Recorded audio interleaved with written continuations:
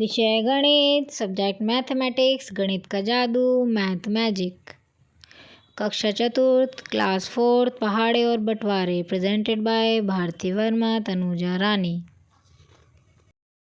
तो बच्चों, ये है राहुल। आज राहुल का जन्मदिन है और उसने कक्षा में टॉफ़ीज़ बांटनी है। तो देखिए वो कैसे टॉफ़ी बांटेगा। चलो देखते हैं।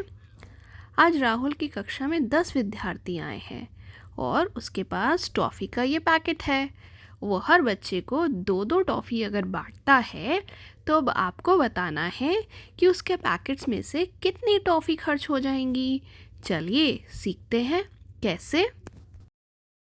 तो इस तरीके से अगर 2-2 टॉफ़ी बांटी जाती है हर बच्चे को तो कितनी टॉफ़ी कुल मिलाकर उसे चाहिए देखते हैं। तो 2 टॉफ़ी एक बच्चे को दी जाएगी और 2 टॉफ़ी जब दो बच्चों को दी जाएगी 2-2 टॉफ़ी तो 4 टॉफ़ी इस्तेमाल हो जाएंगी। 3 बच्चों के लिए कितनी टॉफ़ी इस्तेमाल होंगी? गिनिए जरा। 6 टॉफ़ी और 4 बच्चों के लिए कुल 8 टॉफ़ी इस्तेमाल होंगी। ऐसे ही 5 बच्चों के लिए 2 + 2 = 2 टॉफ़ी जब करेंगे तो कितनी टॉफ़ी इस्तेमाल हो जाएंगी?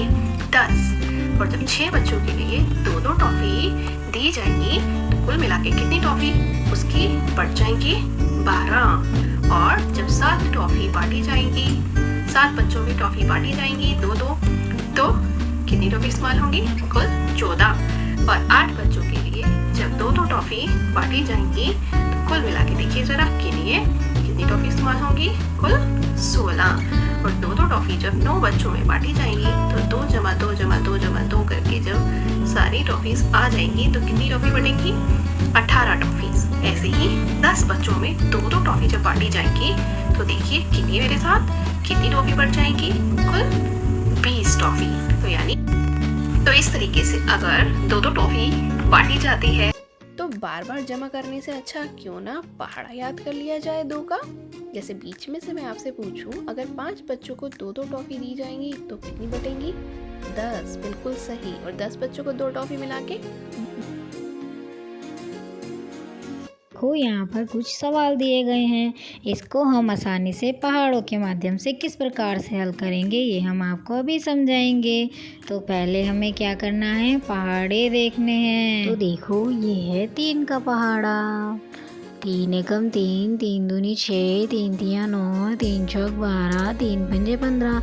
ऐसे ही आगे भी पढ़ेंगे। और ये है 4 का पहाड़ा। अगर अब हमें पहाड़े याद होंगे तभी तो हम गुणा के सवाल कर पाएंगे। इस प्रकार से 4 पंजे 20 जैसे कि आपको दिख रहा। अब देखिए हम 3 को जब 3 बार जमा करेंगे तब भी 9 ही आएगा और जब 3 को 3 से गुणा करेंगे तब भी 9 ही आएगा। इसी प्रकार 4 को जब हम 4 बार जमा करेंगे तो 12 आएगा और 4 गुणा में 4 भी 12 होता है। तो बच्चों, आपने देखा कोई भी नंबर जब अपने आप को रिपीट करता है तो हम मल्टीप्लिकेशन करते हैं। जैसे 3 अगर 2 बार रिपीट करेगा अपने आप को तो हम मल्टीप्लाई कर देंगे 3 को 2 से जो कि 6। और ऐसे ही 7 2 बार रिपीट करेगा तो 2 बार 7 जमा करेंगे यानी 14। ऐसे ही 9 2 बार अपने आप को रिपीट करेगा तो 2 9 जमा करेंगे तो 18 या गुणा कर दो 9 से। ऐसे ही कंटिन्यू करते रहेंगे। तो चलिए बच्चों, अब इससे जुड़े कुछ हम सवाल कर लें। अब आपको ये बताना है कि एक टेबल है, उस पर कुल 6 चेयर हैं। अब आपको ये बताना है एक टेबल में 6 व्यक्ति बैठ सकते हैं। तो ऐसी ही 4 टेबल जिसमें 6 हैं चेयर्स, तो कुल कितने व्यक्ति उस हॉल में बैठ सकते हैं यदि 4 टेबल्स वहाँ पर 6 चेयर वाली लगी हुई हैं तो बच्चों इसको सॉल्व किस प्रकार करेंगे? आपने देखा टेबल है, एक टेबल पे चेयर है 6, तो 6 को गुणा 4 टेबल लगी हुई है कर देंगे तो हमारा आंसर आएगा 24। अब आप दिए गए प्रश्न को हल करके दिखाइए जरा। तो बच्चों और आगे हम सीखते हैं कि बड़ी संख्याओं का गुणा किस प्रकार किया जाता है। जैसे 43 को अगर हमें गुणा करना था 102 से तो मैंने 102 को आसान भागों में बांट लिया। 100 + 2 तो 43 को मैंने पहले गुणा करा 100 से, आसानी से 4300 आ गया। फिर 2 तो 86 आ गया। अब 4300 और 86 को जब जोड़ देंगे तो आसानी से कितनी संख्या बन गई? 4386।